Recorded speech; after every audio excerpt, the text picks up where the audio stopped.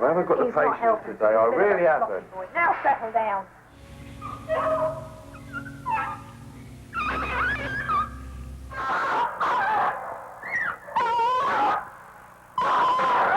Fucking hell! I'm really getting fucking mad with you! Every fucking time point! You better shut up, fucking sit still! Oh, shut up. Take all the pictures you want! Find all you want, you cowards! Because we'll be in the doorsteps if we're not in our offices! We don't fucking care! We're never going away, and we always win! That is fucking disgusting. Did you kill it yourself? How do you feel about that? You skin it alive? I bet you have a nice cat at home too. Did you skin that? Fucking pervert.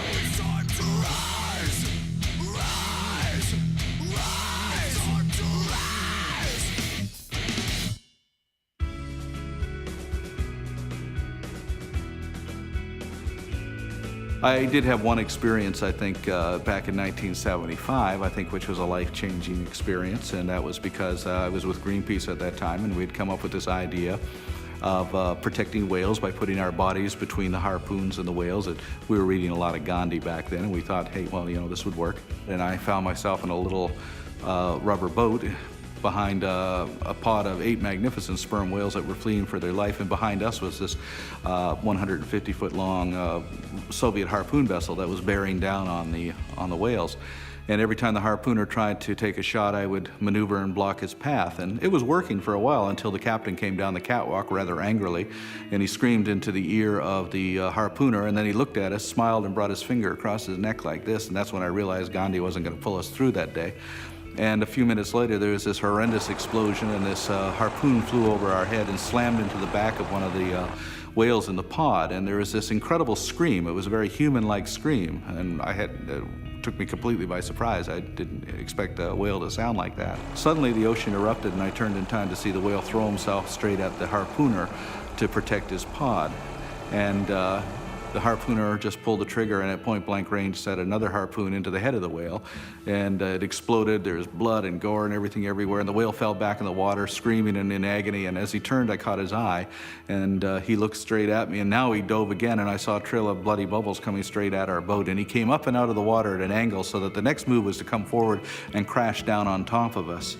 And I looked up into this eye, and it was right there, and an eye the size of my fist, really, and what I saw in there really changed my life, because the whale understood what we were trying to do. Because the easiest thing to do at that moment was to come forward, but instead I could see the effort he made as he went back and then slid back into the sea, and I saw his eye disappear beneath the surface, and then he died. The whale could have taken our lives and chose not to do so. So I feel personally indebted to that whale, and I've tried to save as many of his kind ever since. I've been at the ASPCA for 10 years, and then before that I worked at an animal shelter in Long Island, and that's where it all came together for me. That's when I realized how many animals were being abused and neglected, and I really needed to do more. So when I found out there was a law enforcement department, I said, you know what, that's what I need to be. I can do that. I can lock people up for hurting animals, and that's what I do, and I love what I do. And do you know that I was nervous about adopting a dog because I thought, well, what if I'm not home all the time? And then I thought, wait a minute, a dog is better off with me than about to be euthanized in a shelter. What am I doing? Go get the dog. Protesting what they call barbaric conditions at LA's animal shelter. And so I volunteered at a local animal shelter. And one morning I got there early.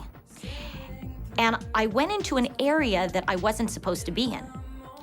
And I saw these dogs lined up down a hallway, each one with a rope around their neck. So each one was taken, one in front of the other, slapped on a stainless steel table, held down against their will. Their eyes were wide with terror, and they were being killed. They weren't being euthanized. They weren't being put to sleep. They were being killed. And I realized then that I had to do something. It was so horrific that we were killing man's best friend. And I thought, how can this be? How come I, as a compassionate person, didn't know this was going on? And it's because it's hidden. It's hidden from the public. We can't turn our backs on what we know so plainly now. Somebody had called and said there were 6 dogs and they were in the mud and the mother was dead and could we go get them? We went by there and I had on slacks, she had on, first time I'd ever seen anybody have a pink suede suit. It was gorgeous. So we stopped at the place and she tells me to get out of the car, go knock on the door and see if anybody's there, which I did. Then I came back and said, nobody's there. Did you knock on the window? Okay, knock. Anyway, I said, but I can see the puppies, they're in the mud. And she said, well, go get them. I said, go get them. She said, go over the fence and get the dogs. And she was the type of person when someone told you. So I get out, go over the fence. There's 6 of them in the mud, just little puppies. Nope. Pick 2 of them up, come back, hand them to her. She puts them in the back of the car. Then before I know it, and she was always had on high heels and stockings. That's when everybody wore slips. And she took off this skirt that was pink suede and held it out and said, go get the rest of the dogs and put them here. And we took them to the vet. It was hard, but then it was a lot of joy. There was a lot of heartbreak. There was a lot of crying. There was a lot of drinking when we got upset. But most of the time, we felt really good that we'd done a little bit. Well, I mean, a lot of people won't take an animal to the shelter. Right. I mean, because they say, oh, I just couldn't possibly do it. But they'll let it starve or let it out. How can you fucking drop these little babies? How can you do that? Because people do, they're disgusting. That's disgusting. And they shouldn't have animals to begin with. I mean, how? I just can't imagine. Oh my gosh, you're so cute. I think it was 1992 when there was a German couple who was honeymooning not far from here at the Grand Canyon. And it was a hot August day, and they were hiking there, and they came across a mother cat and her 3 kittens who were huddled up against a rock in this blazing sun, and they'd obviously just been, abandoned there. They'd been dumped there by people passing by. And they scooped up the mother and these baby kittens, rushed to the car, drove to a gas station, said, help, where do we go now? And somebody directed them to Best Friends. And they were here within about an hour, and they stayed around while we were giving the kittens their fluids and looking after the mother cat. And I was showing them around a bit, and they seemed very puzzled by what was happening here. And I said, well, what's the matter? You seem very puzzled by something. And they looked at each other and they said to me, so where do all these animals come from? And I said, I was kind of surprised by this. I said, well, they come from humane societies and shelters who can't, look after them for very long. So they said, so why do they have to come here? And I said, well, obviously, at the shelters, they have to be killed after a few days. And they looked at me in this complete horror. And they said, you mean in this country they kill homeless pets? And I said, well, yeah. And they said, in our country, it is illegal to kill a homeless animal. And I looked at them, and they looked at me, and we were both, our jaws were both dropping, mine at what goes on in Germany, and theirs at what goes on here. And you begin to realize then that everything that you thought was this kind of necessary situation that you couldn't help, and this is just the way it is, and killing homeless animals in shelters is just one of those, quotes, necessary evils. And you think, well, it really doesn't have to be like that at all.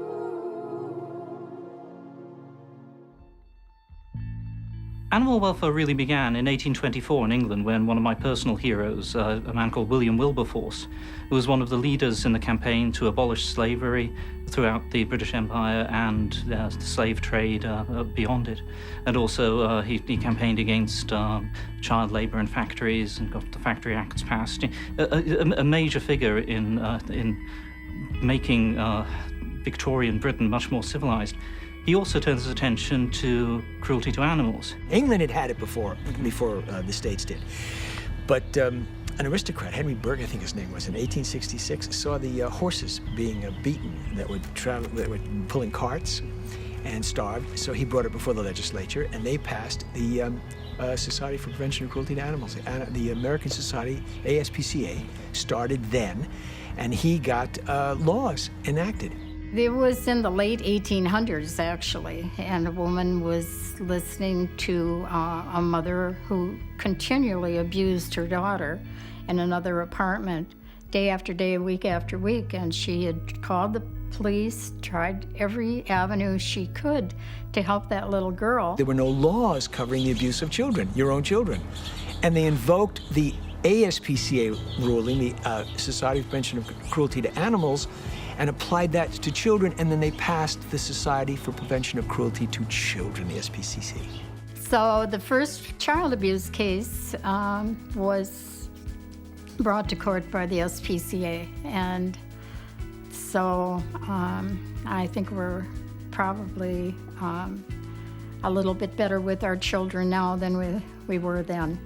A lot of people don't understand the difference between animal welfare, and that is, on the animal welfare side, people believe that it is appropriate for people to utilize and keep animals so long as they do so humanely and responsibly. And on the animal rights side, they believe that there is no way that people can utilize animals responsibly and humanely, that people and animals, at least in some categories, are equal, and that people should not use animals for any purpose. An animal welfarist would say, well, I don't like animal testing, but if you're going to do it, you should make sure the animal doesn't suffer. Okay, an animal rights person would say, screw you, you have no right to invade and abuse an animal to gain any of this information unless that animal willingly jumped up on the table to volunteer. And I'm sure that's not going to be happening. Animal rights people say that they don't have a home, they shouldn't be allowed to live. They're not happy. This is cruel to keep animals for life when they don't have a family. Well, let me tell you, they have a family. These are all our kids. And the problem between animal welfare people is, don't you dare tell me how to raise my kids. And so, mostly we don't get along because we all have different ideas on how to raise our kids. In terms of how animals are treated in Hollywood, in a large respect, they are treated better than the actors. With Brokeback Mountain, there was all people saying, one side saying, the sheeps were put up in hotel suites. The other side saying the sheeps were, were terribly abused, and the other people saying the sheeps were all CGI. What are you talking about? So I mean, that's a perfect example, though, of the kind of attention that is paid to this, and and the controversy that will immediately crop up should anything go wrong. In essence, it's replaced the duty of care of man towards the animal with the idea that animals are morally equivalent to humans, and that therefore the sort of actions that would be justified in stopping cruelty to humans are also justified in stopping cruelty to animals.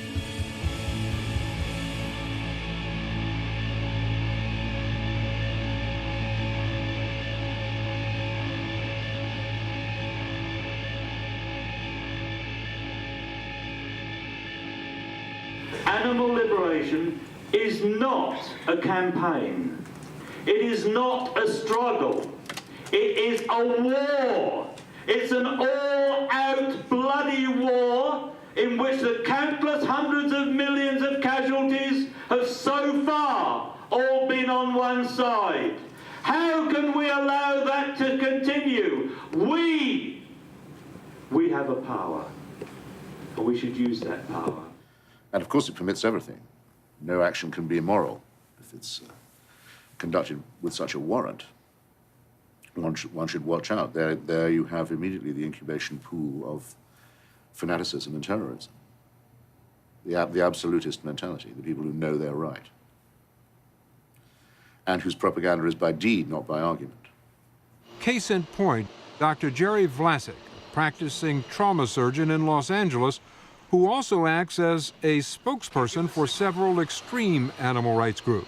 I said, listen, I think that tactically, if you were to take animal experimenters and if you were to ask them to stop experimenting on animals, but if they didn't, and if you explained to them why they should and they still didn't, and you told them to stop and they still didn't, that if you stopped them physically, whether you killed them or otherwise stopped them, that I think that you wouldn't have, and I think the quote goes something like, you wouldn't have to kill more than 10 or 15 of these animal abusing research scientists to get a lot of people to start thinking about, do I really want to do animal research? How many doctors have chosen not to go into the medical research field because they're afraid of being assassinated by a Jerry Vlasic? I had the choice of doing animal research or doing non-animal research, and if it was hazardous to my health to do animal research, I would have done non-animal research, and it would have been the same. Is it possible that the person who is best equipped to cure AIDS has decided not even to take that first step because they're afraid? For instance, if somebody came up and started kicking your dog on the street, and you say, hey, man, don't kick my dog, and the guy says, he weighs 200 pounds and he's a weightlifter, and he says, I'm going to kick your dog if I want to kick your dog, then I think most people would say that you would have the right to stop him from kicking your dog. If you had to hit him with a 2x4 or something, then that would be certainly morally justifiable.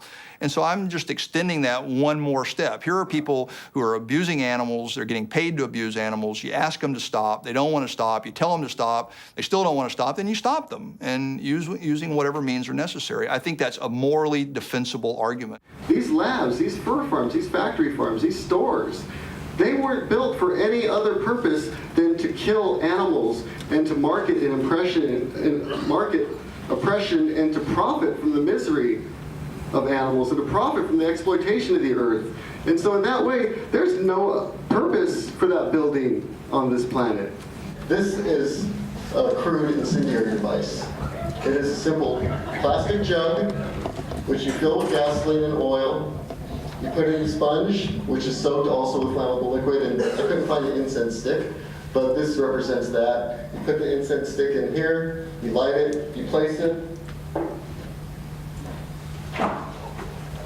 Underneath the weapon of mass destruction, you light the incense stick, sandalwood works nice, and you destroy the profits that are brought about through animal and earth abuse. That's about $2. There's no place for it in what it does. So the only thing properly that we could do was destroy it by fire. It started as a parade of people carrying signs and displaying their voices.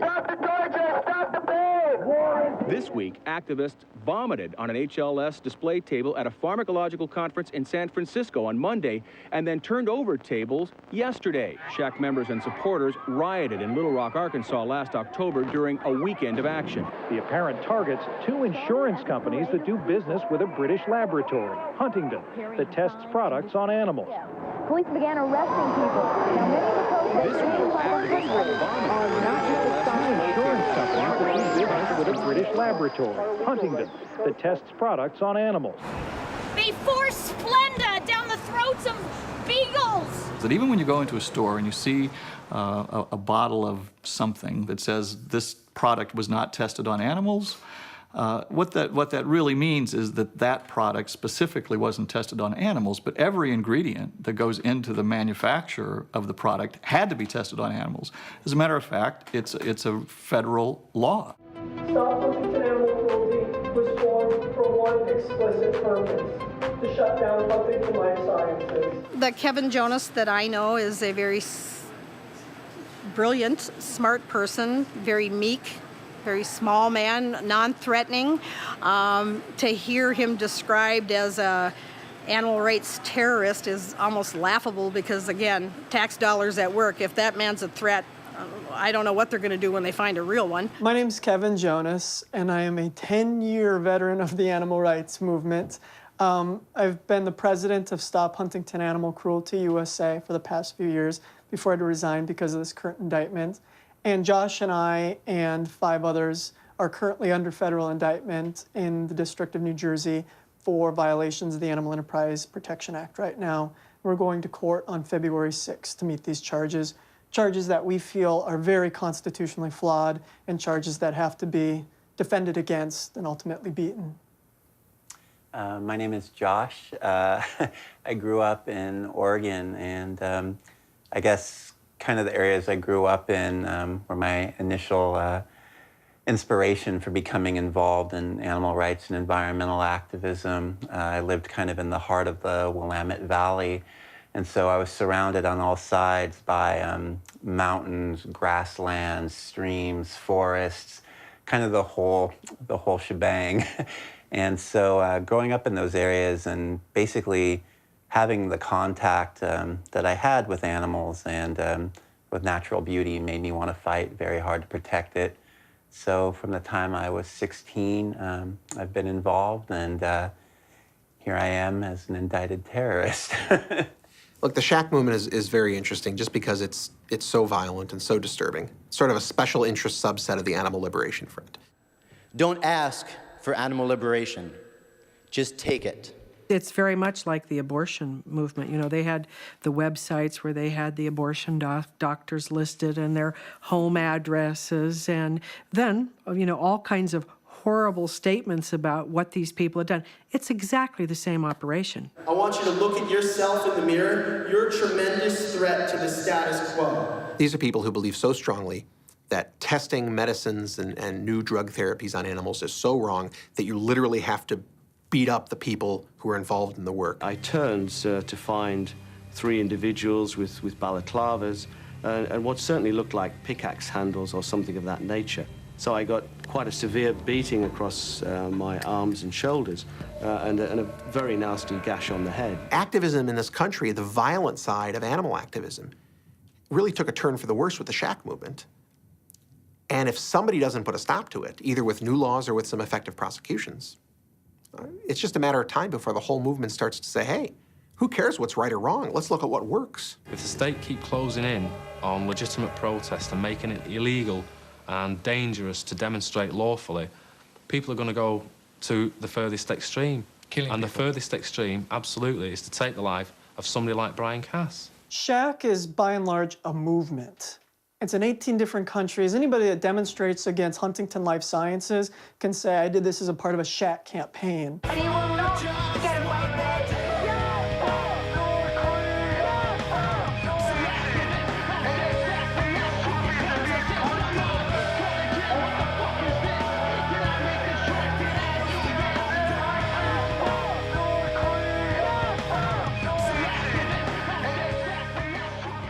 Shack USA, however, was a website and it was a newsletter disseminating information, reporting on other people's protest activities, cheerleading some of it, rah-rah. Some of it was really cocky and smart-ass. And that's really kind of why a lot of people in the US loved the Shack campaign, is because it wasn't afraid to raise its middle finger to the FBI and the threat of lawsuits. It was young, it was energetic, and it was angry. I mean, you had this incredible coming together of all different ages, all different groups of people.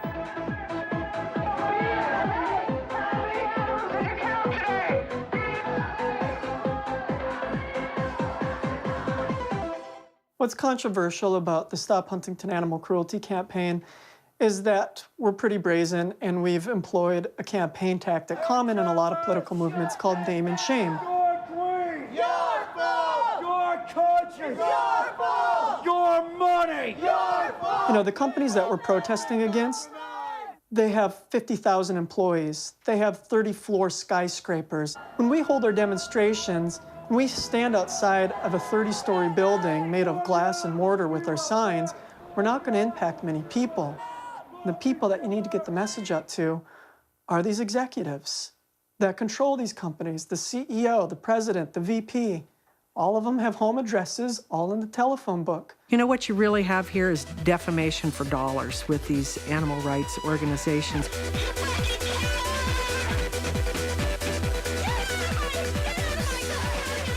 You know, if you had a friend who was accused of molesting a child, what would your reaction to that friend be? It would be to move away a little bit.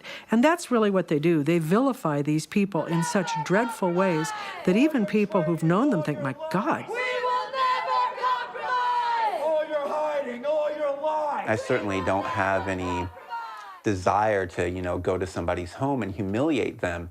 But at the end of the day, if they've proven themselves to be absolutely resistant to your message, if they can't be affected by the footage of these beagles being, you know, punched in the face, or primates being dissected while they're still alive, and you get sick after a while of seeing them hide behind their layers and layers of assistants and secretaries and security, at the end of the day, sometimes you have to go to their home, or else they're not going to hear your message.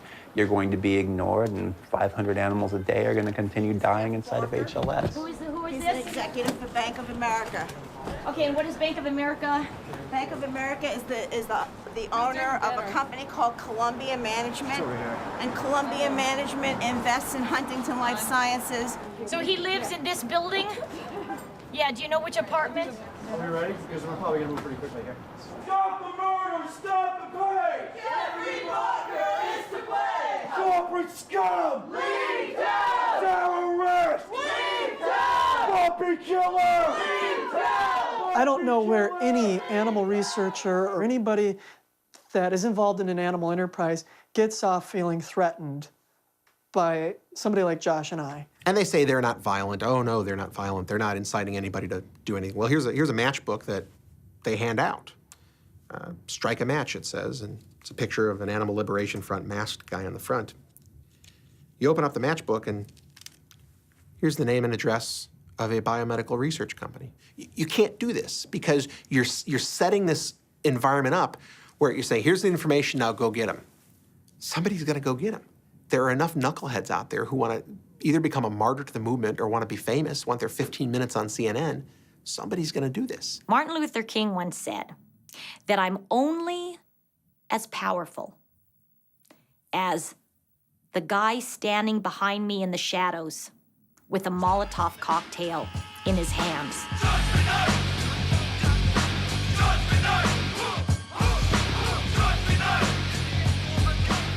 I don't think that's how you educate people. And I think that's how you alienate people. Wake up, puppy killer! It's our mission to finish you off, Huntington, and all you filthy, scummy workers!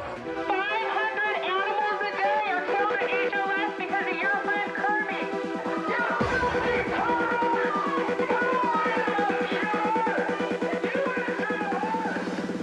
A lot of people who are attracted to this movement are younger people, and they don't have a full grasp on tactics and strategies.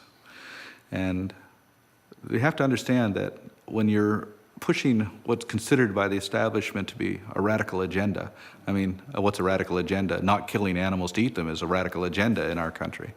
You have to understand that you're going up against some very violent opposition. He's got a shotgun? He's got a shotgun. Who will not hesitate to destroy your life.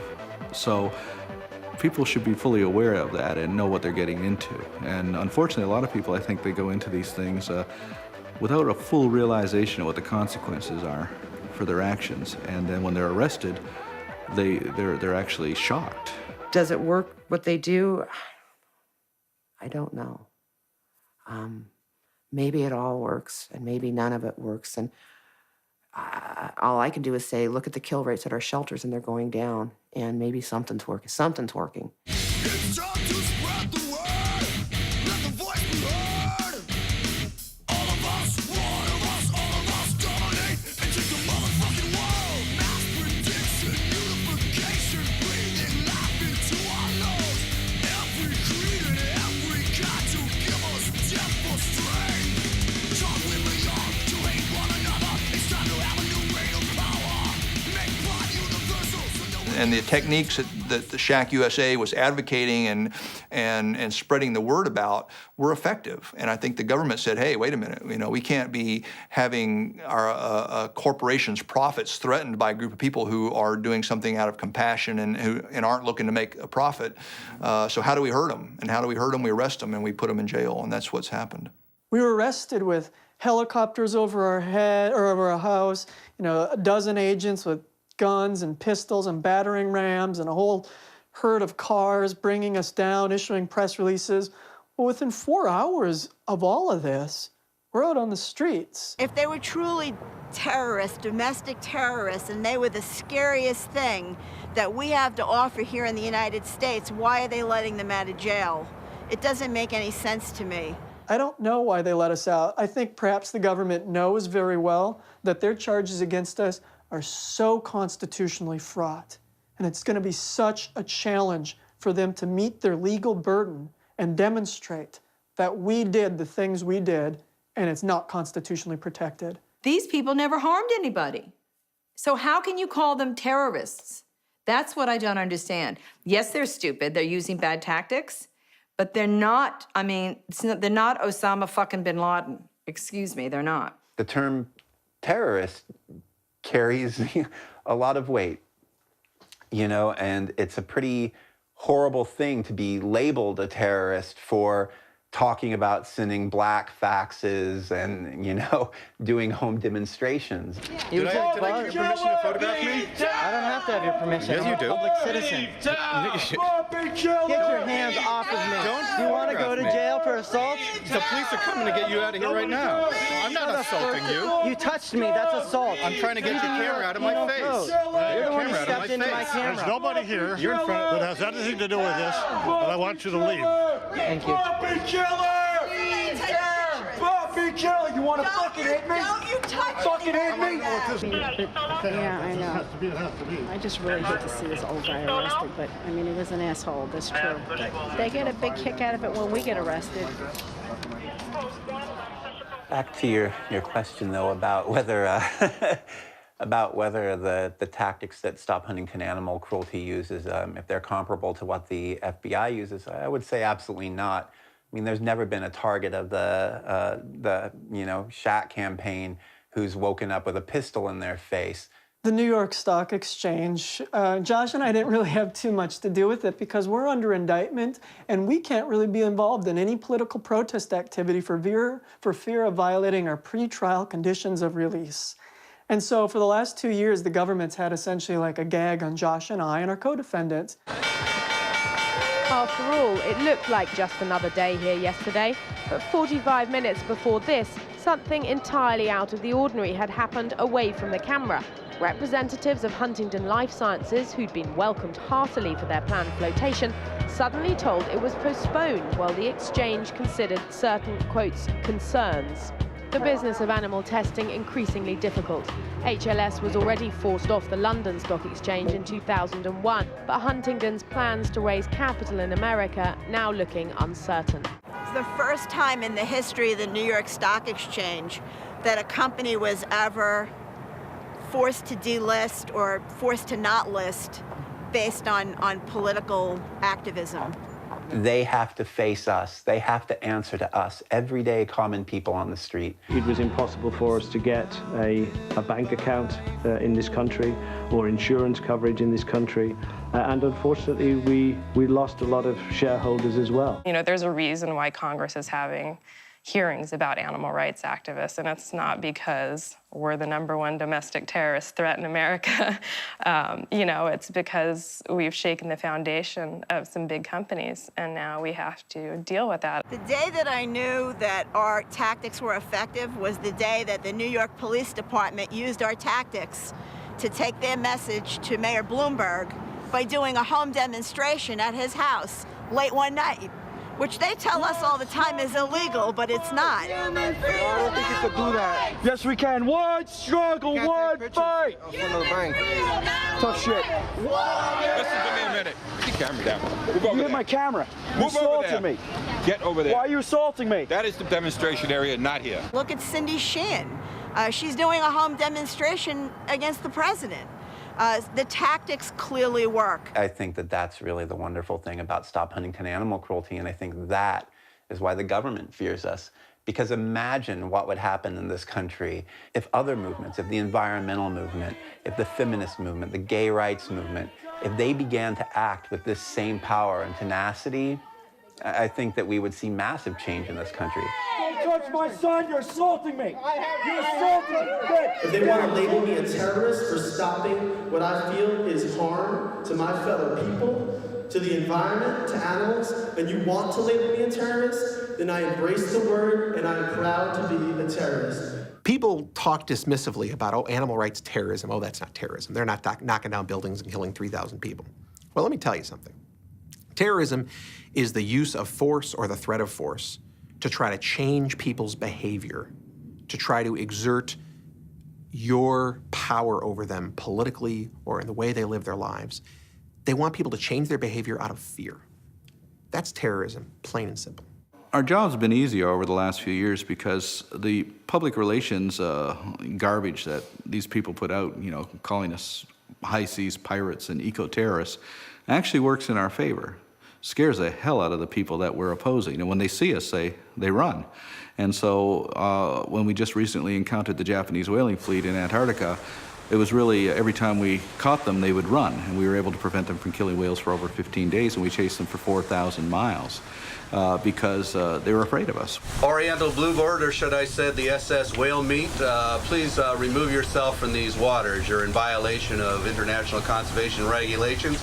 We're acting in accordance with the United Nations World Charter for Nature and implementing these regulations. You're in a whale sanctuary and you're assisting in illegal activity. Remove yourself from these waters immediately. If I ever want to go meet a terrorist, I'll get a job at Huntington Life Sciences. The shack kids, and a lot of them are just kids. They're just idealistic idiots. But they're marketing their story with this romantic notion that they're being prosecuted for speaking their mind. Nonsense. You know, in the same way that you can't yell fire in a crowded theater. That's not free speech. Well, we're having a big art auction for the Shack 7. We hope to raise a ton of money. And there's tons of people involved in this benefit who don't even care about animal rights issues. It's just, I think a lot of people are starting to recognize that it really is a free speech issue. We didn't play the animal rights thing as much as we should have, but it's got a bad meaning to a lot of people, so we played the free speech, which is more important than anything, actually. Slippery slope. As soon if they go down, then the next set of people go down, and then we're here to protect our First Amendment rights. I'd say the biggest reason I'm here, before more than just animal rights, it's the First Amendment issues that are at stake. I'm just here for the ladies, man. The vegan ladies, for sure. Dad and I might look at some art, but I don't really plan on buying any. But I would, because it would be good for that. You know, give good people money, and then I might get ladies. I'm not into doing direct action anymore. I was when I was young, and I couldn't really get in trouble for it. I'm not going to do that anymore, so I figured I would go more conventional ways and legal ways to raise money and make people aware. A lot of people have done quite a bit to support us. Last weekend, we were part of a benefit for the Shack 7 that raised around $600, which isn't a big figure, but considering, you know, it's just a small hardcore show with punk kids and, you know, just a small community venue, $600 is a lot to raise, and we were really happy to be a part of that. It's just so touching that people care enough to give up their money and their time and to expend so much energy on us. I don't know if any of you here tonight have heart problems or are easily scared, but I'm actually going to recreate the act of terrorism that I am facing 3 years in prison for right now. He's gonna take off his pants! Actually, what happened was I was standing in a classroom at the University of Washington where somebody had booked a speaking engagement. Later, I found out that the person who booked it was actually an FBI agent. And 11 people were in attendance, and so obviously I was going to be able to influence a mass of terrorists in that 11-person crowd. And what I talked about was a tactic that's been used by the animal rights movement. It's a tactic of electronic civil disobedience, where you take 3 sheets of paper, and get ready, because this is the terrorism right here. You take 3 sheets of black paper, and you tape them end to end to end. And one end of those goes into a fax machine, and you dial the number of, say, any corporate exploiter that you might have in mind, or a financial institution that's supporting, you know, animal cruelty. You dial the fax, and once it begins going through, you take the back end and you tape it to the front end, so it runs in a continuous loop. Look out, Osama bin Laden. Josh Harper's here, and he's coming for your toner and paper. Tonight's benefit, besides being a benefit for our legal defense fund, is also kind of our last hurrah, our last party. And so I'm kind of drunk, so forgive me a little, straight edge people. It's not just Josh and I and Jake and Lauren and Andy and Darius and the corporation that are on trial on February 6th in the god-awful state of New Jersey. Forgive me, people from New Jersey. Shame on you, though. There's never been a more important time to be passionate, to be angry, to goddammit be active. So by all means, bid on some art. Help us out. God knows we need it. You want to buy me a drink, too? I'm up in the front. it's kind of been an isolating experience. You feel like I'm the only one going through this, and you realize when I stand up in New Jersey on February 6th, I don't stand alone. Behind me are hundreds of people that believe in what I'm saying or believe I have the right to say what I'm saying. If the government thought like indicting us was gonna put a stop to this, they just kicked a hornet's nest. This has made more people come out than ever before, than anything Josh and I could have ever done with our big mouths and our Abbott and Costello routine. The government did for us. They thought they'd decapitate the monster, and they just made it bigger. They gave us a platform to talk from. No one gave a damn about us until they made us credible. Yeah. When they said we were a threat, suddenly people started listening to what we had to say, so thanks, FBI. That's awesome. Jeff Farrar rocks. He's a special agent. We're quite fond of. He's a special agent.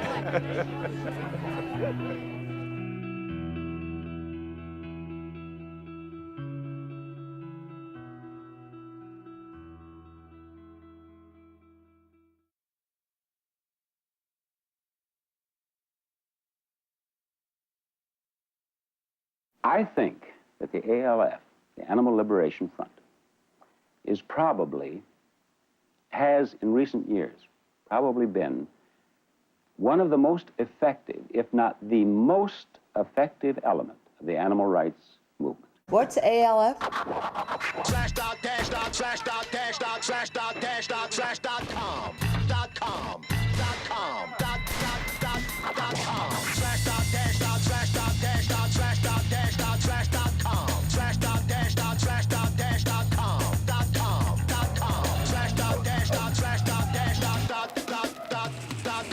This is Anne Berlin, speaking on behalf of the ALF, here to answer Kurt Johnson's questions about our movement and where it's going. The Animal Liberation Front consists of small autonomous groups of people all over the world who carry out direct action according to the ALF guidelines. Because non-human animals lack political power, speciesism will be harder to overcome than sexism or racism.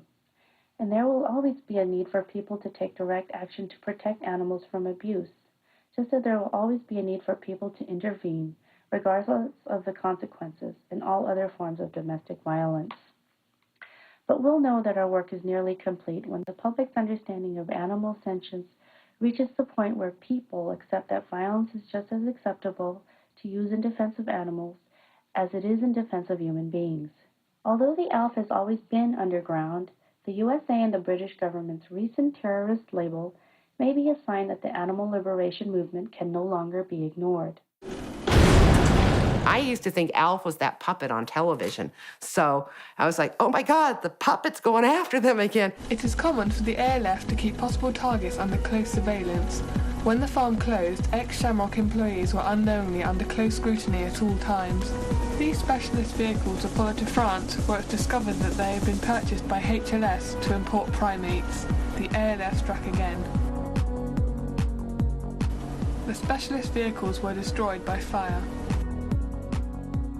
The Animal Liberation Front actually also came from the United Kingdom. A guy named Ronnie Lee, way back in the 70s, had a little run-in with the law over some arguments he had about animal rights.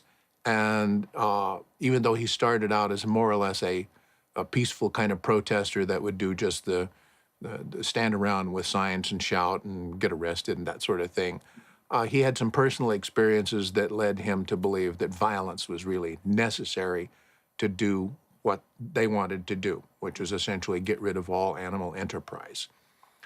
So what he figured out, though, was the model that we've seen ever since, and that is, if you just do the crimes, the public has no idea what's going on because it's just a scattered kind of, here's an arson, there's a big vandalization of something or another.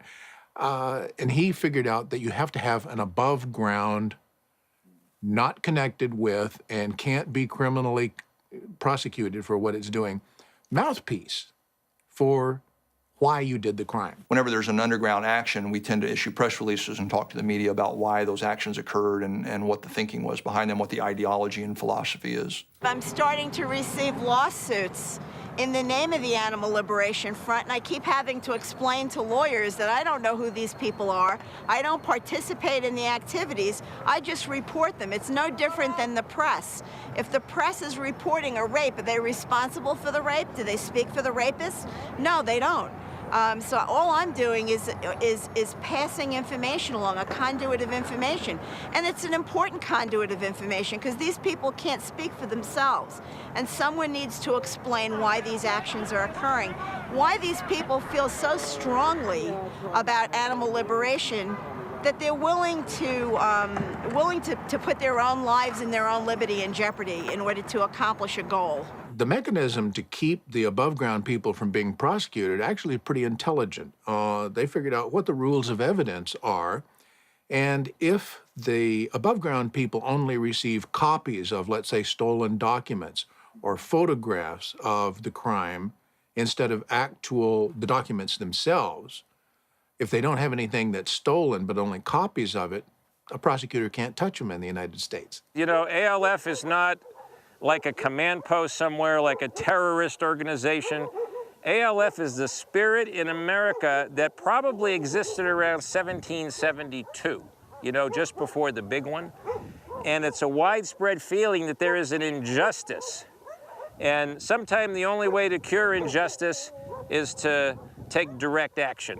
The Animal Liberation Front can be anybody at any time. If you abide by 4 guidelines and your actions are guided by your conscience to help animals, you're the Animal Liberation Front. The Animal Liberation Front consists of anybody from school teachers to clergy to lay people to lawyers to doctors to students, anybody that goes out in an autonomous cell and they commit a so-called crime to help animals. That's the Animal Liberation Front. We're not a highly organized guerrilla unit. I wish we were, but we're not. We're people just like you.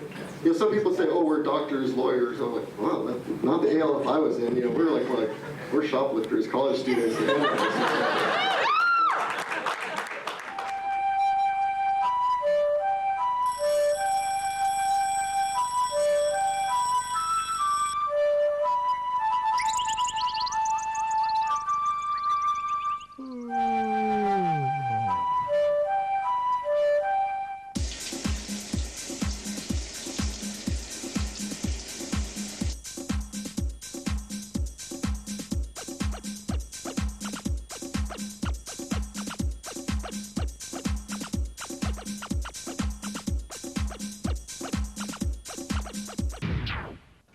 Joe Smith. What are you doing tonight? Nothing.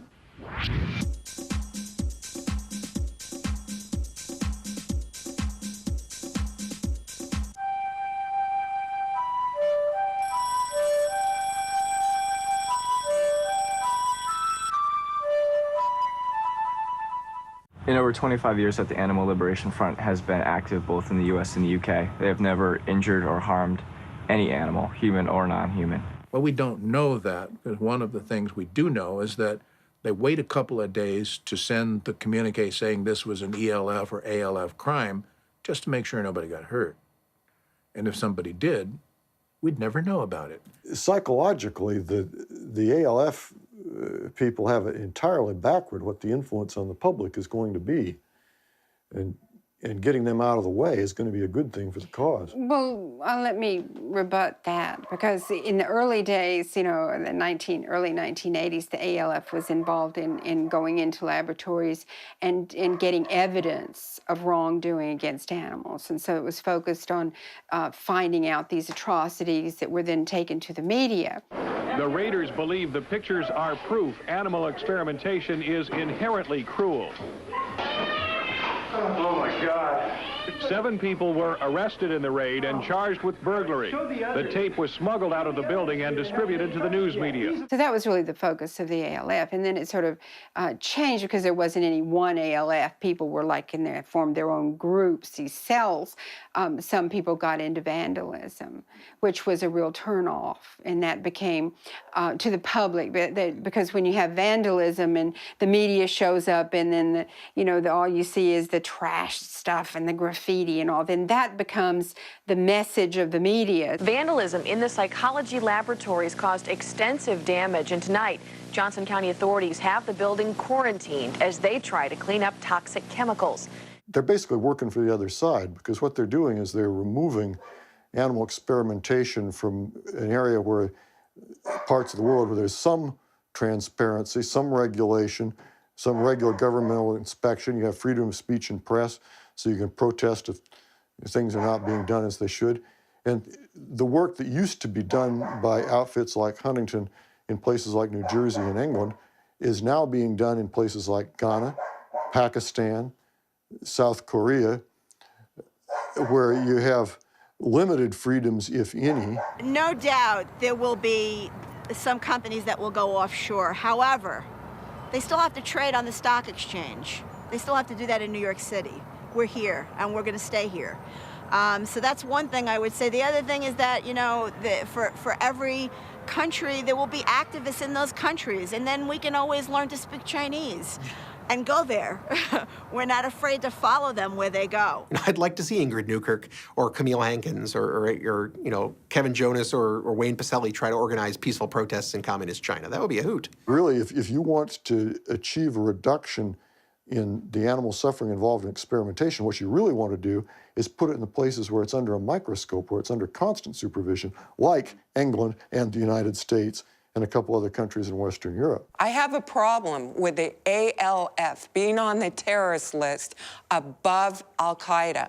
And by the way, when President Bush or others are speaking about terrorists, he's not mentioning it, that it's the ALF. Or animal activists. Yeah, or animal activists that are on the list. He's just mentioning terrorists. So we think he is doing his job.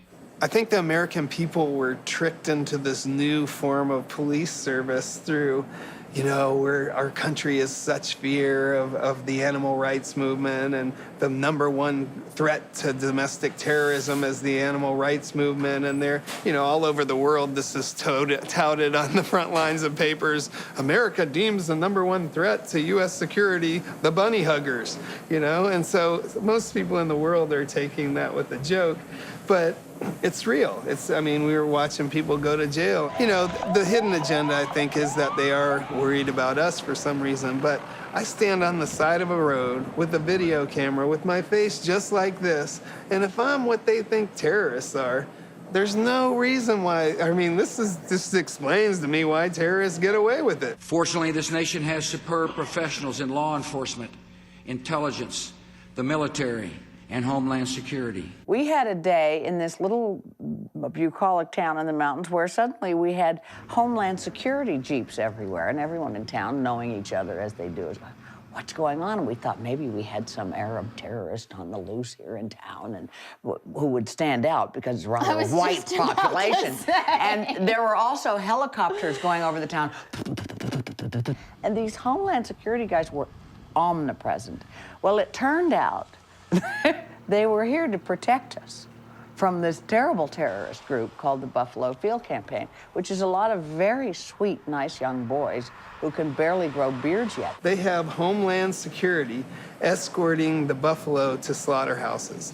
We have police cars that are Homeland Security written on the side, escorting bison up to 500 miles on slaughterhouses. Everyone was just horrified and disgusted that it had really come to this. It's so pathetic. It's such a misuse of...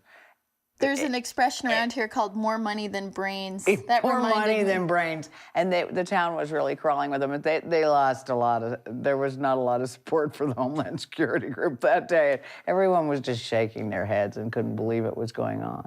You know, all you hear is the animal rights movement or the Earth Liberation Front. These are the terrorist organizations. I've never once heard the pro-lifers being referred to as a terrorist organization, yet they murder abortion doctors, they burn and torture or blow up abortion clinics, and they stand out in front of abortion clinics and harass the poor women that are making the hardest choice of their life. They're not terrorists? No, they're not terrorists because the GOP party endorses the hell out of that issue. When 9/11 went down, our editorial went to press right after 9/11, predicted basically that what's going to happen is that as the government fails to drag in Osama bin Laden and so forth, they'll turn on the easier targets, and those will be the animal rights activists. These tools will give them the means to bring in anybody who's doing arson, pipe bombing, and all that sort of thing. What they're doing with the animal and the earth people, I think that they're going to go after the peace activists next. I think that any organization that has a viewpoint that's contrary to the government viewpoint is going to be looked at as the enemy, and I think they're going to be tarred and feathered with this brush of being called terrorist. In fact, a one-arm woman who helps me with feral cat trappings, she's being investigated, interrogated by the FBI. I mean, she tells me they're very handsome, which is nice to know. The group I identify the most with, ALF. yeah, is ALF. Now, I don't believe in doing anything illegal, so FBI, I know you're watching this. We don't believe in that, and we use the name the Kitty Liberation Front because we felt as strong as them, but it was also to make fun of ourselves. Well, we are the Kitty Liberation Front, not to be confused with the ALF. Yeah, right. A little bit more jiggling, please. Okay. That gets the ratings. Learning through our own experiences really is intimidation versus inspiration. It's better to inspire. Fear and annoyance are amazing tools for getting people to do what you want. We cannot do that through attacking, and it's amazing. But I understand where ALF comes from, and I have no problems with them because they're not hypocrites and they are what they are.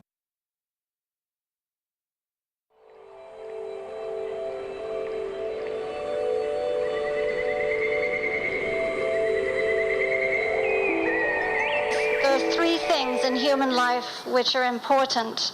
The first is to be kind. The second is to be kind. And the third is to be kind. We started getting reports of animals being dumped here in Ahoskie, all of them right here behind the Piggly Wiggly shopping center. That kind of started the whole thing. The dogs and cats, they were partially frozen. There was rumors got out about the local Chinese place using the dogs for food. Really hurt his business tremendously. There are 2 PETA employees who right now are facing a total of 50 felonies for animal cruelty and some other charges in North Carolina. They would come down to this area, Ahoskie, and pick up some animals and take them back to their place in Norfolk, where we assumed that they were trying to find homes for them. Less than an hour later, all the animals, 31 of them in all, were dead. Killed in the back of a PETA-owned van driving down the highway. And then these 2 had the gall to put the bodies in a trash bag, throw them in a dumpster behind a grocery store. I'm just devastated, and all that I wanted to do was help the animals in the community. Hinkle and Cook's boss, who is PETA's founder, is defending her employees. At a news conference shortly after the arrests, Ingrid Newkirk did call the dumping of bodies, quote, hideous, but said nothing about the alleged deception used to obtain the animals. What she did was wrong with the bodies, but she didn't cause suffering or pain or misery or anything like that. That's the ethical treatment of animals that PETA stands for, apparently. I was paged by the police department that afternoon, and they asked me to do an autopsy on one of the animals that they had found in this van. And it was a 6-month-old puppy that appeared to be just in absolute perfect health. It's amazing to me that Ingrid has pictures of her with puppies and all this when their big thing is euthanizing. Or not owning pets. As our regular animal shelters know, actually caring for animals doesn't make you a lot of money. It's very hard to raise money saying, oh, we're going to care for the animals. But raising money saying, we're going to stick the screws to McDonald's, boy, for some reason, people pay for that. You know, PETA's really very shrewd and savvy marketers. PETA is the most retrograde organization there is out there on dog and cat issues right across the boards. They really have misled the public grossly on their positions on companion animals. And the business in North Carolina is probably about the 15th time in 15 years or thereabouts that something similar has been brought to our attention involving PETA. This time, finally, somebody's going to trial. So why don't they try to find animals homes? They tell us they're going to try to find homes, but they took and killed them. And then after this came to light, we found out that Norfolk up there, Norfolk PETA group, finds homes for about 13% of their animals, when the other humane societies in that area tend to find homes for 85, 75, or 65% of their animals. So they're finding homes for very few and basically killing a great deal of what they bring in. This is PETA's animal record for 2003 from the state of Virginia. PETA in that year killed 1,911 animals. Now, they spayed and neutered a lot. They spayed and neutered about 6,000 or so. But they took in 2,225 animals. They killed 1,911 of them. What is that, about 85%, 84%? I'm just flabbergasted that PETA kills animals. You wouldn't think it's true, but it is. I mean, it is sort of a death cult, too. You have to understand that the premise of what they do at PETA is we have to kill them to save them. Because people are bad, these animals are in trouble, so we have to take care of them. We have to do society's dirty work. We don't take that too kindly here in northeastern North Carolina. Well, the internal contradictions, the people-hating aspect of animal rights activists is obvious. Look, we all hate people. I mean, you know, anybody who's exposed to a lot of people hates people. You know, there's got to be a better outlet for this. Can't you just be rude, you know, or acerbic, you know, or drink too much or something, you know? It was very, very disturbing when I saw that PETA was trying to put a spin saying that they were teaching humane euthanasia. If PETA is nothing else, it's the master of spin. PETA can take its worst press day and turn it into a victory for animals. And I think it'll do that with North Carolina. We haven't gone down there to say, hello, we're an adoption agency. We're not. We are the shelter of last resort. You know, it's not something I would personally do, but compassionately euthanize them. I don't like how they were very disrespectful to bodies afterwards, but those animals had a much grimmer fate awaiting them. What's so interesting about that organization is that they will talk about ending suffering all the time. They will never talk about saving a life. And if you read the website, on the website it says the kindest thing you can do for a cat that doesn't have a home is take it into a shelter and have it humanely euthanized. You know, if you're killing an animal, I don't care if it's to beautiful music. I don't care if it's with pretty floral wallpaper. I don't care if they're killed on velvet sheets. They're killed. And that is not our right. It is not ours. And I say it's not euthanasia, it's killing, and hopefully one day it'll be considered murder. The whole ethic of animal rights was probably best summed up by PETA's president, Ingrid Newkirk.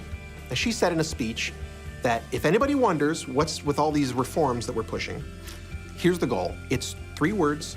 Total animal liberation, and the day when everyone believes that animals are not ours to eat, not ours to wear, not ours to experiment, and not ours for entertainment or any other exploitive purpose. It means you don't get to eat meat, period.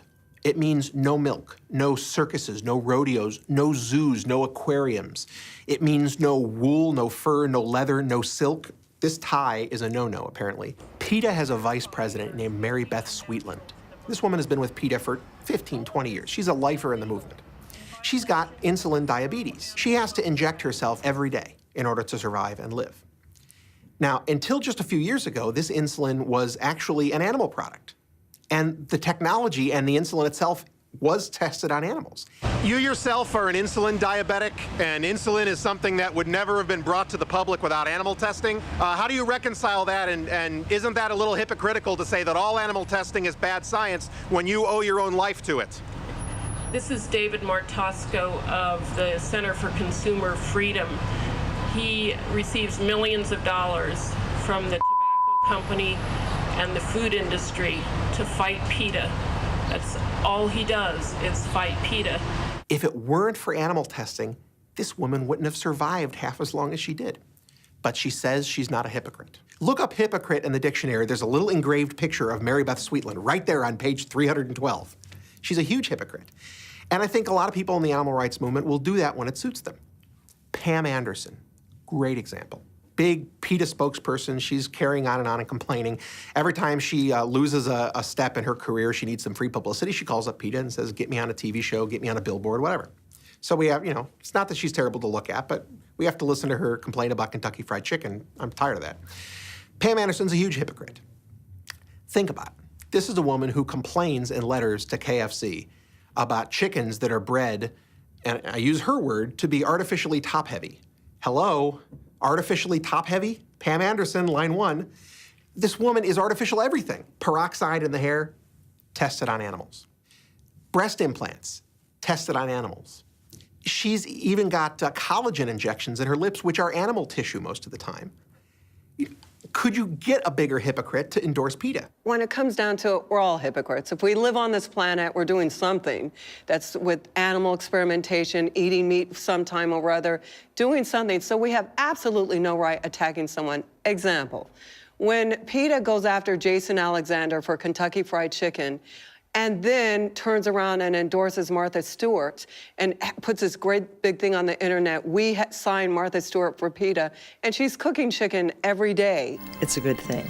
It's giving a mixed message. I mean, it's like PETA is so much into trying to get a celebrity that they don't care about their message. Growing up in Hollywood, you just want, God, they're all such goddamn narcissists. I personally am someone who doesn't wear wool, leather, silk, or eat animals. Sometimes I think they pick the organizations based on who's gonna light them best and, give them the...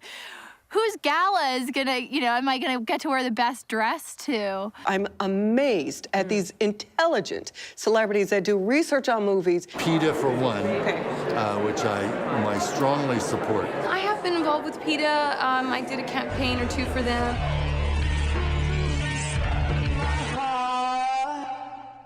I support PETA. PETA, I do support PETA. I'm very happy to be a part of PETA. PETA can blow me. You'll see a celebrity endorse two different groups that actually contradict one another. And so as long as celebrities are willing to attach their name to PETA and not think through what's going on there, PETA will continue to be regarded as an upfront, decent organization, which I'm not sure it is anymore. I gotta applaud Beth Atrosky. Oh, yeah. Beth Atrosky. Howard I Stern's can't girlfriend. really name any other celebrity. They're very kind-hearted to do it, but Beth is like the only one that I can think of that does her research and she's hands-on. After meeting the North Shore Animal League and going there on a regular basis and how it's a no-kill organization, I am so proud to offer my name and to be a spokesperson, to spread the word. And so many people attach their name on something, they don't really know anything about it. I know everything about this place, and there's not one thing about this place and I'm not proud to promote. Why do you make a donation? Because I wanted to stop cruelty to animals. Stop cruelty to animals. As to why actors have such an affinity for animals, I think a lot of it has to do with, one, just if you're successful, you want to help out someone who's less successful than yourself, who's less well taken care of, and animals, certainly fall in that category. But I also think, too, that if you become an actor, you've walked over glass at some point in your life. There's been a period where you've gone through something that would make you want to suffer the slings and arrows that it takes to become an actor. It's so hard, and and much less to become a successful actor. I've fallen in love with so many.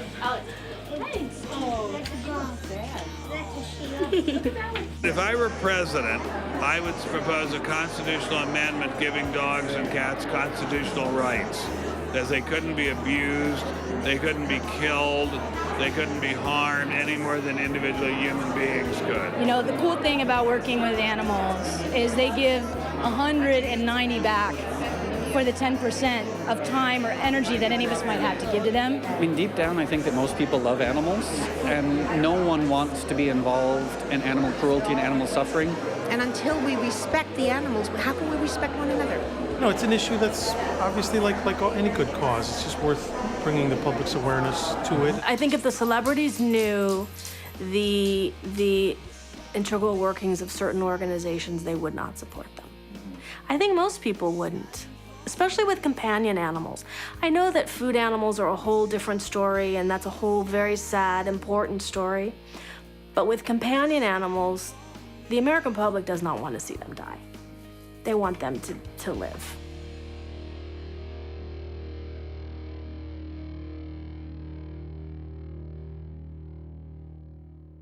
I find that anybody that I've ever shared the information of the realities of the fur industry always choose to go another route. Her family is Kaplan Furs, like multi-million-dollar industry that which she denounced and they disowned her. Yeah.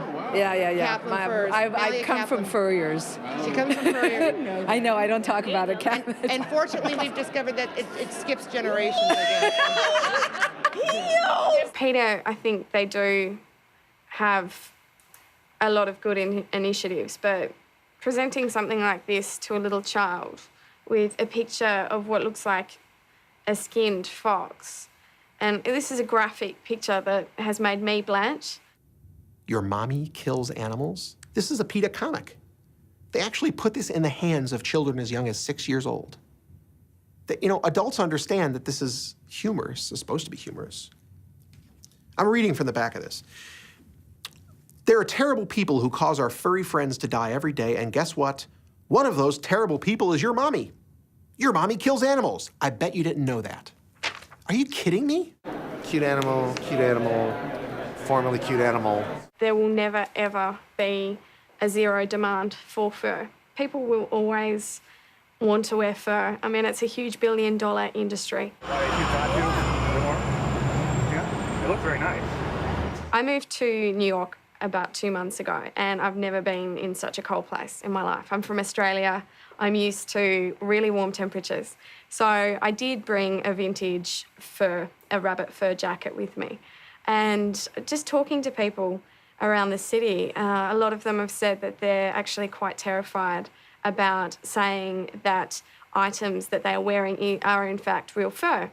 And lots of them have said, I'll lie about it if anyone questions me about it. Excuse me, is that fur you're wearing? Yes. No. Yes. No. Yes. Am I supposed to say yes? There was a man in my lobby this morning who was waiting to catch the bus with me. And I said to him, oh, what's your hat made from? And he took a look at me. This man's 6'6", but he looked at me like he was quite concerned. And he said, it's rabbit. And so we had a chat about it. I mentioned I'd written the piece, and he said, I was really thinking of telling you that it was fake fur because you never know who could be a bit of a crazy. That is fucking disgusting. Did you kill it yourself? How do you feel about that? You skin it alive?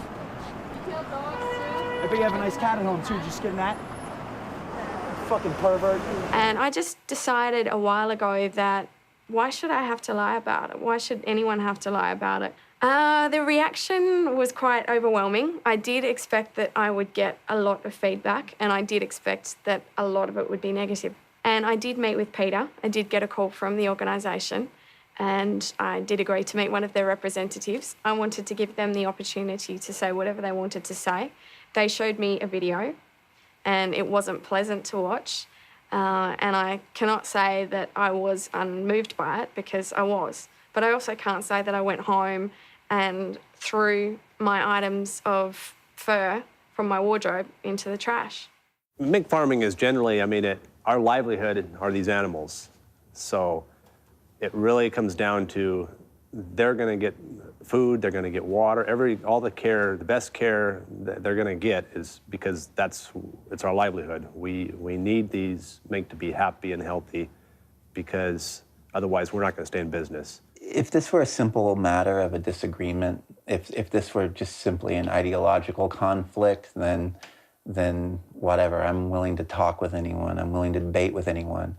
But when the physical reality of animal confinement comes into the picture, even if the welfare of these animals is, relatively taken care of. The mink is a very voracious carnivore, and when you release a couple of hundred of those things into a habitat, they very rapidly will clean out everything that is there for them to eat. And most of them will starve because they don't have enough fuel to get to where they can find adequate food and habitat. My farm experienced a release, and it did horrendous damage to the ecosystem around the farm.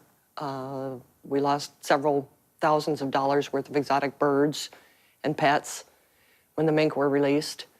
And most of the mink that did not return to the farm were just hit on the highway. There's a lot of media hype when some of this stuff happens. When, let's say, a mink farmer fights back and calls the media saying, last night, 2,000 of my mink were released, and starts giving some kind of BS about, oh, they were all run over by cars, or they can't survive in the wild.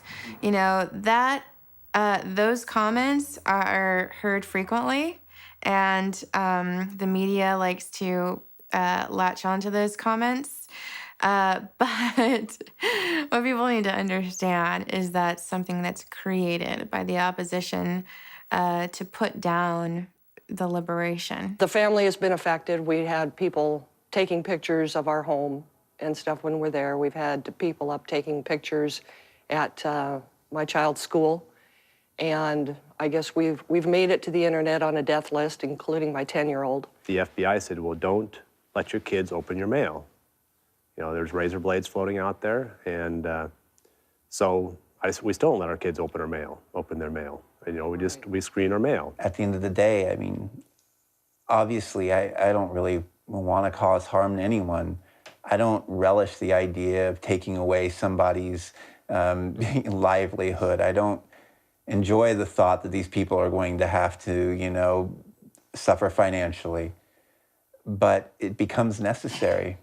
And I don't really know what to say. I'm not particularly apologetic about that. This has been, by and large, the most non-violent political social justice movement ever. Well, non-violent is a very gray term. No, nobody's walked up and shot me with a shotgun. However, they took $500,000 out of my family's mouth.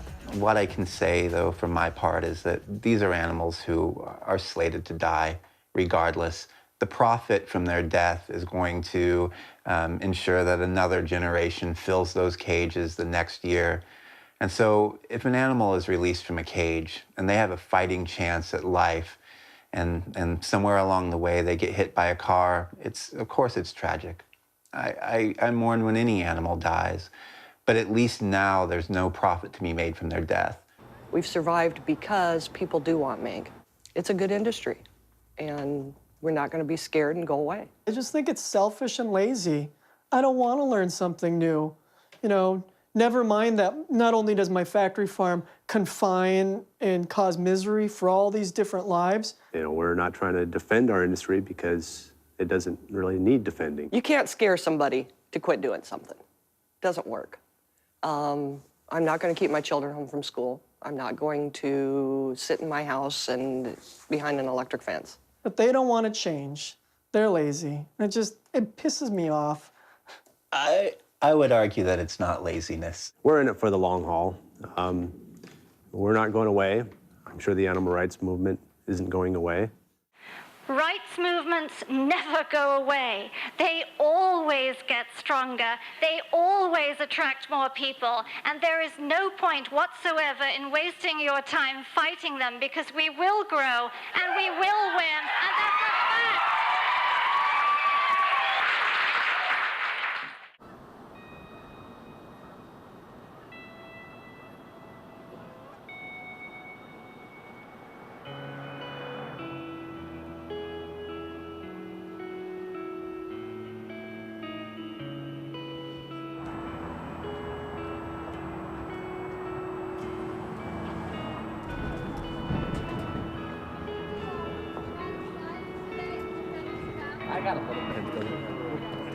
Who are the Shack 7?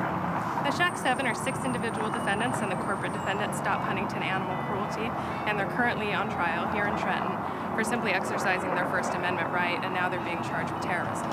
At stake here is the lives of 6 individuals. They're facing 23 years in prison, $750,000 in fines for simply speaking out against animal cruelty at Huntington Life Sciences. I think what's really going on here is that people have committed illegal actions. People have broke windows, people have spray painted cars, and the government can't figure out who's taking those illegal actions. So they've kind of hung these people and laid the blame at their feet because they're the easy targets. They're the sitting ducks. Are these defendants guilty of domestic terrorism, as has essentially been alleged?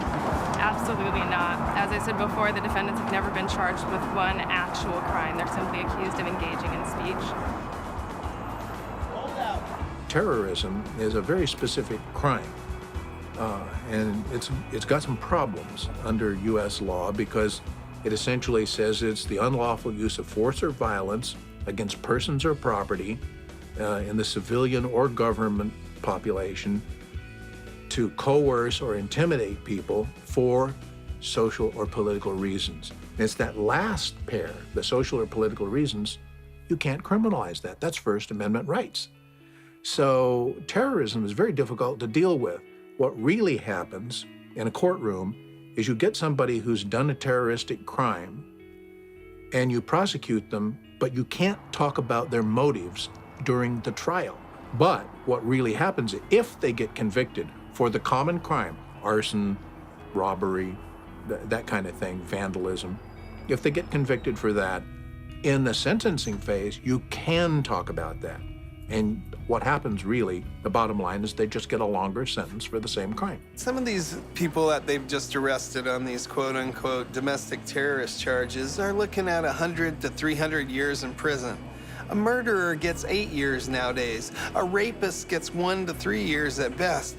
A pedophile, I don't even know. But how can we equate these the same way? I mean, there was a woman that started, I believe it was over 30 forest fires in the national forest to get her employment up so that she could go fight fires and make some money. She was given 22 months in prison. Okay, why are these people, just because they're political, if they do a crime, they should get what everyone else gets for that crime. They shouldn't be put on this pedestal for having idealism and beliefs. They should be treated just like all other criminals that do that crime. This is my life in the balance here, and she has no idea what's going on, just whoever. Go. My client, Kevin Jonas, is the most wiretapped person in the United States. Having that said, with all the testimony and documents that the government will bring, they will not be able to show a single incident where my client and the co-defendant tried to do harm or directed anyone to do harm. The jury was selected today. It definitely doesn't seem like a jury of their peers. Looks like we've got an age group of early 40s up into perhaps people in their 70s. A lot of sleepers on the jury, which could be good or bad for the defendants. Yeah, a number of the juries actually slept through opening statements, through Mr. Cass's testimony, and from my understanding seemed pretty disinterested in the whole thing from opening to the testimony of Mr. Cass. You try to look at the jury and scope them out and think, is this person going to be sympathetic to, my kid? You think you know what they might be thinking, but it's obvious appearances don't amount to anything. Don't know what's in these people's hearts. It's kind of hard because I see my second of 3 children sitting there, and he's not a criminal. He's not a violent person. He was always gentle and sweet. I'm a big loudmouth. It's what I'm known for. And the one thing that this indictment has done, though, is it's made me question somewhat the value of speech. I mean, quite frankly, if you can spend 3 to 5 years in prison for talking, you might as well be out smashing windows.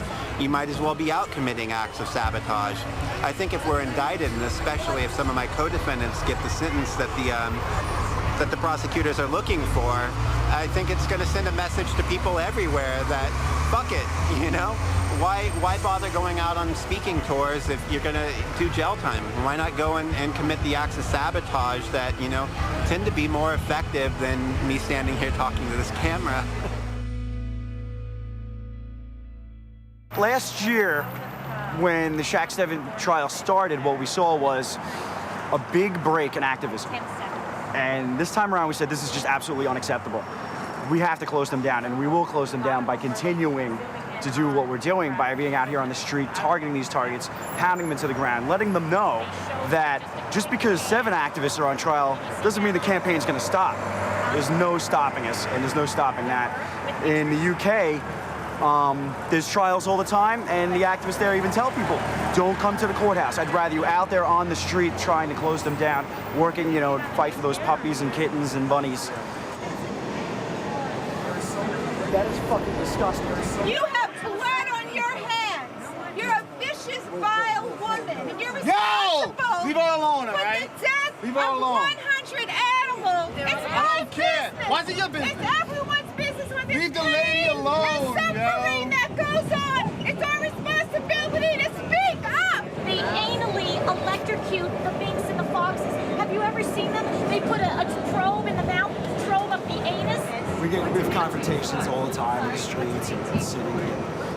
Hey, yo, my man with the camera, how do you feel about all this? Like this?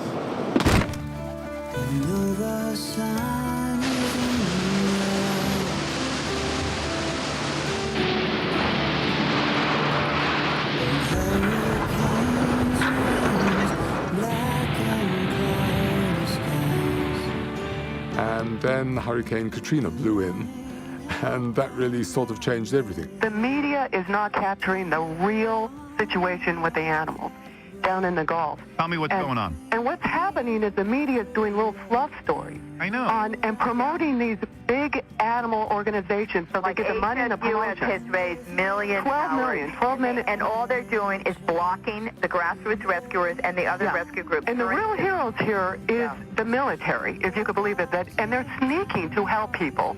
And the Why does small the military, organizations. ladies, why does the military have to sneak to help animals and Well, because they didn't get the command from the president. So what we're going to ask is that all your listeners call the White House. I even have the number to ask that they get the official command. Most animals in Katrina died in their homes, in their cages, because they trusted Humane Society of the United States to come in and pick them up.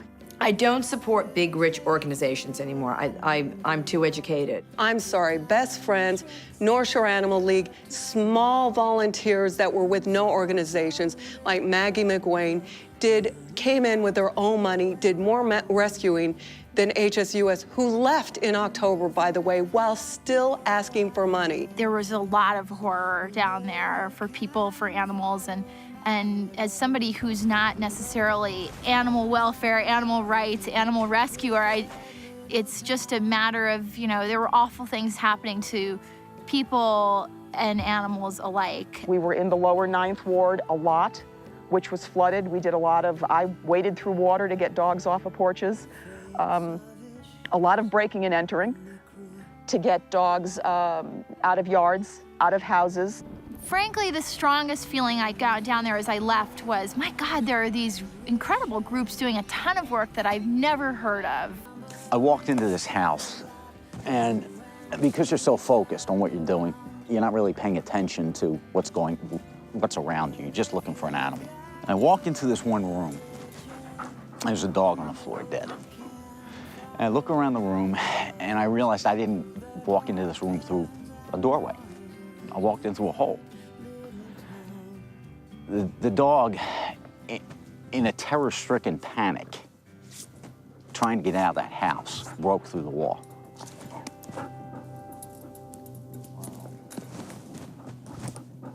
The whole thing that happened with Katrina, I think that it had to happen, but in some ways now, if people ever find themselves in a situation like that, they'll be able to take their animal with them. I could never leave mine. If it's too dangerous for me to be here, it's too dangerous for my animals. Now, I understand there were stories that National Guard at gunpoint told people to get on the bus and leave their animals. My attitude is different. I go, my animals go. My animals don't go, I don't go.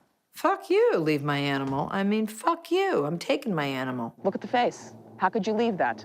How could you not rescue that? How could you ignore your humanity and turn away from that?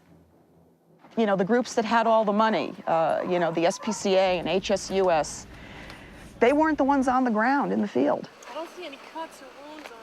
There wasn't one show that gave credit to any other organization except for HSUS. I guess part of the problem is, we're our own worst enemy because we weren't there for the press. We didn't hold press conferences.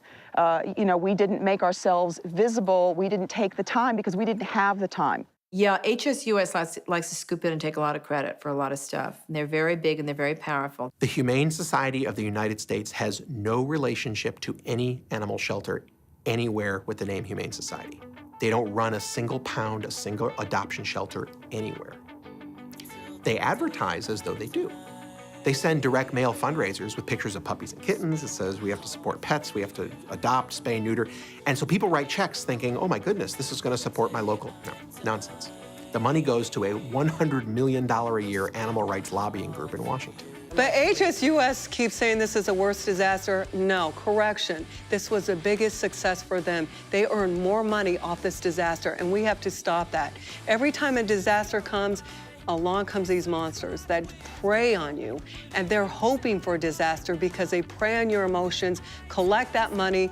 How much money did you raise on the backs of those animals in New Orleans, and you left those animals? Worth magazine, a few, maybe it's been a couple years ago, did a story on HSUS, and they wound up giving them a D because they spend over 50% of their income on fundraising. They have not opened up their books at all for Katrina, let alone what they make. It's against the law. If you ask a 501 where the hell the money is, they are required by law to tell you.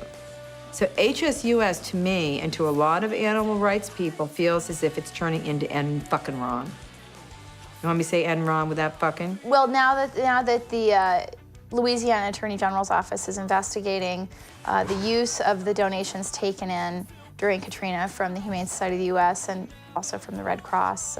Frankly, that's a lot of do-re-mi they took in, and they need to be accountable for how they spent it. They were the lead agency. They failed. Please do not let this HSUS ever head a disaster again. They failed. They should pay for this. There's no excuse for it. 51 years ago, when the HSUS started, they were here to reduce overpopulation and abuse. 51 years later, and nearly $10 billion donated to these national organizations, that's still our problem. And we've seen really virtually no improvement at all to speak of. I think that's sad.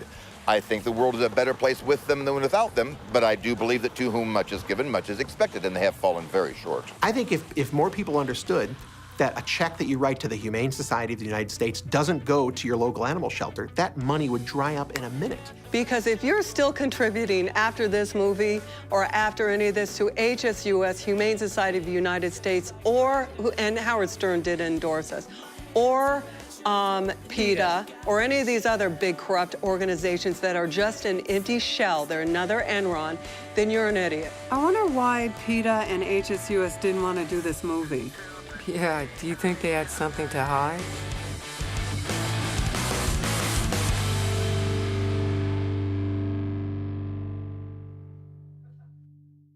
People say to us sometimes, well, why are you spending all of this time and money and whatever on animals when there are so many people who need help?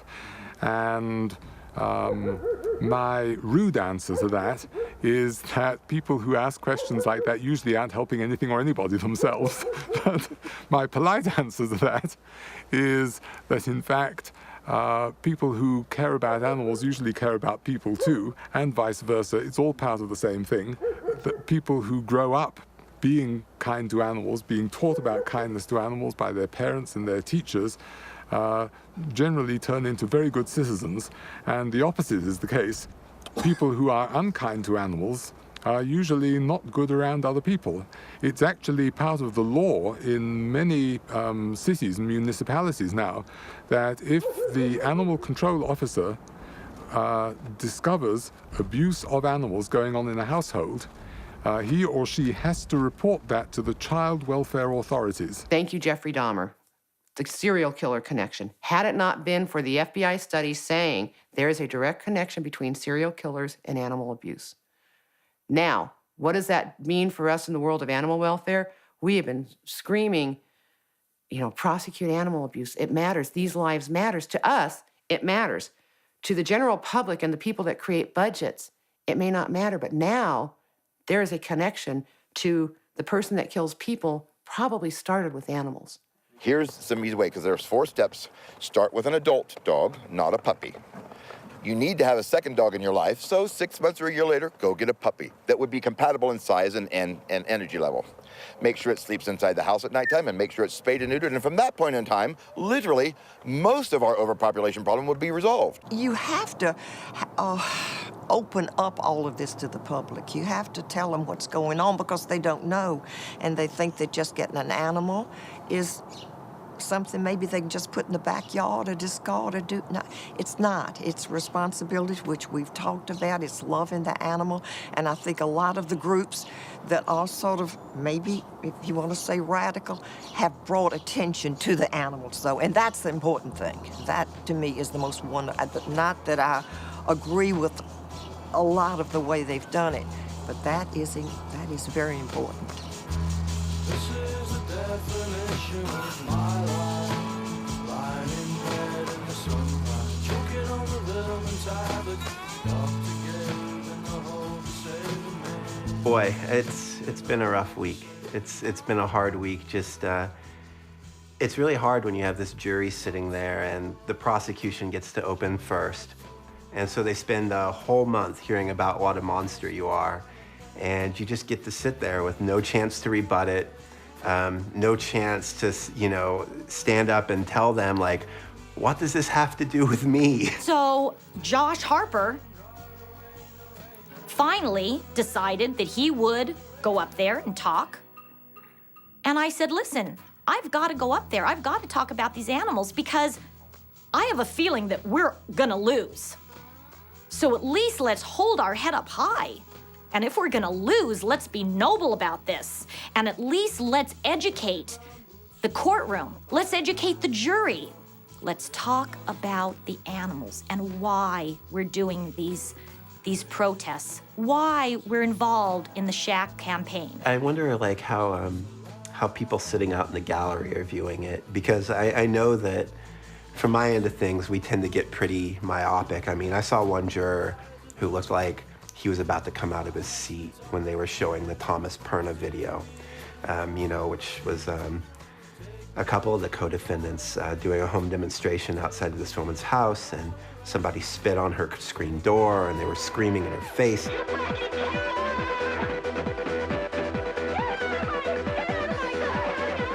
Inches away with this bullhorn. And again, I'm watching it, and I was thinking, I wasn't there.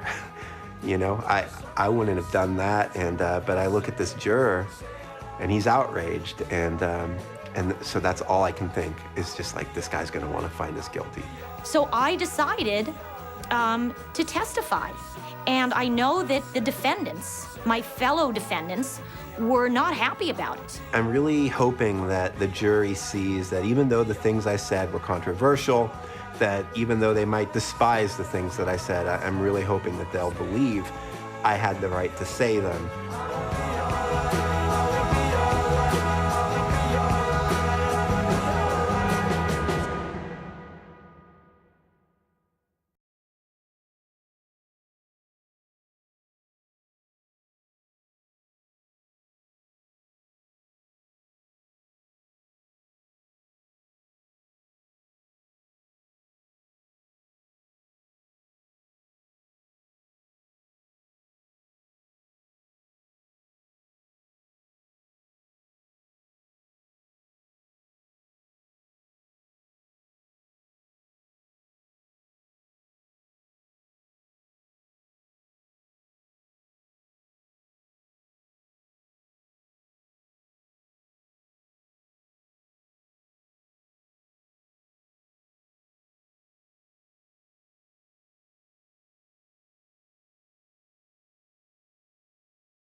I had a bad feeling the minute that jury was picked. And then it kind of went downhill after that. Because I felt that all the defendants needed to testify. I felt very strongly that the animals needed to be brought into that courtroom, even though the judge said that the animals, animal testing, vivisection, animal experimentation, you could not even talk about it. How could you not talk about the very thing that motivated and that motivates this entire campaign? Okay, I was very shocked about the Shack 7 convictions because what this was, and the press didn't even pick up on it, which I found suspicious. This was the first time ever they've had terrorist arrests put next to Al-Qaeda for mere words on a website. I was devastated. Not only for the American public, for freedom of speech, for the downfall of the Constitution, but for my friends. Are we going to start taking down the websites of the KKK? You know, we started working on this prior to the passage of the domestic terrorism bill that they're being found guilty under now. And it's just such a completely different world. We passed that in 1993, and it's taken all these years for people to finally be convicted under it. And so I think that there's some big changes coming. I think it's going to totally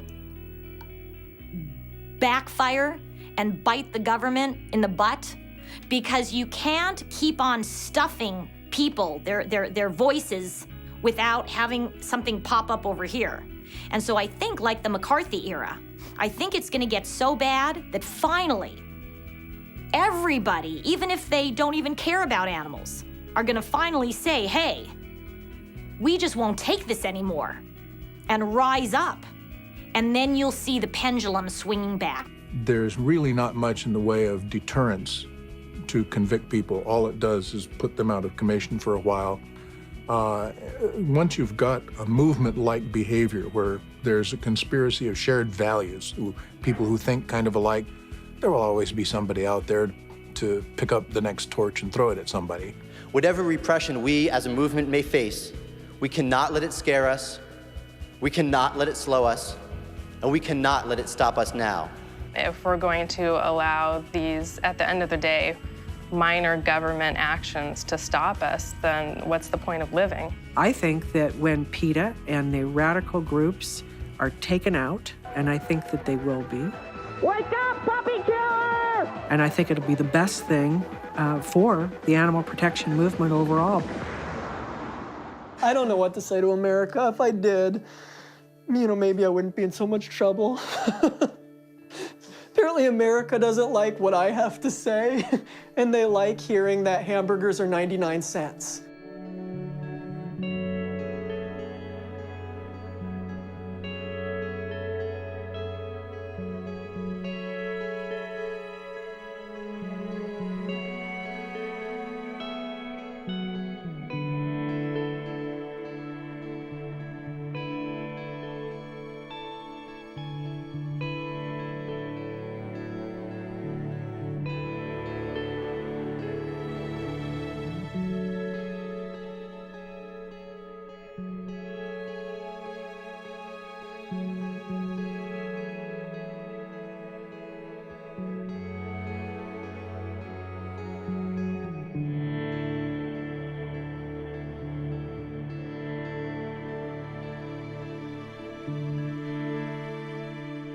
You can't see these things and allow them to continue. I mean, what kind of person would I be to have seen this and to know that it's occurring and to turn a blind eye to it? But I think eventually America will come around to the recognition that animal welfare is a time-honored, wonderful pursuit. Animal rights is destructive as all get out.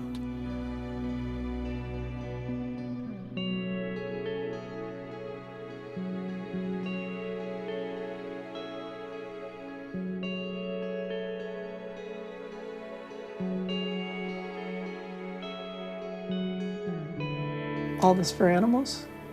The same sort of question, though, that I imagine abolitionists were asked. All this for a black? Or men involved in the suffrage movement. All this so women can vote? All this so kids don't have to work in those sweatshops? So these people can have fair labor laws for the Irish, for the Jews? Same questions have been asked over and over again in every other social justice movement, and now it's finally being asked of animals. Yes, all this for an animal.